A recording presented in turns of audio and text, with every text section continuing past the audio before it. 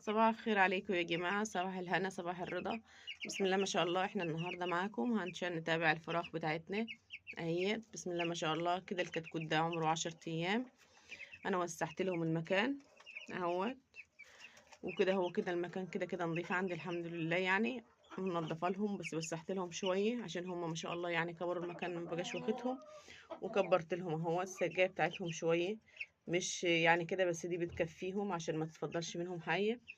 ولسه بنأكلهم عليه جبادي اهي. احنا عندي الوزن الكتكوت الحمد لله كويس خالص خالص الحمد لله يعني. بدم الكتكوت المصدر بتاعه تمام خلاص يعني الطب مطمنه، انما ان بدم جايبه كتكوت نظيف خلاص تمام الدنيا تمام.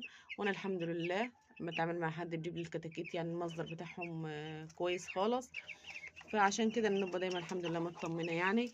يعني بص الكتكوت اهوت بسم الله ما شاء الله يعني حاجه حلوه خالص. اللهم زد وبارك يا رب، اللهم زد وبارك، بركه الصلاه على سيدنا رسول الله عليه افضل الصلاه والسلام. ما شاء الله يعني الكتكوت جميل خالص خالص خالص، ووزنه حلو خالص كمان. هما مش محتاجين مني اكتر من ان هما ياكلوا كويس ودفى كويس ونظافه تحتهم زي ما انتم شايفين اهو. المكان بتاعهم دايما كويس الحمد لله يعني، دايما بنضف لهم اول باول كده ونحط تبن جديد. ودايما يعني بهتم بيهم عشان طبعا كل حاجه بتحب الاهتمام. ما شاء الله هو انا مش حاطه ادويه تاني ولا حاجه، هو بس دواء للاستقبال بدل ما فيش اي مرض او اي حاجه خلاص الحمد لله يعني. ومادام الكتكوت بياكل كويس ودفيان يبقى بيكمل معايا كويس للاخر الحمد لله تمام.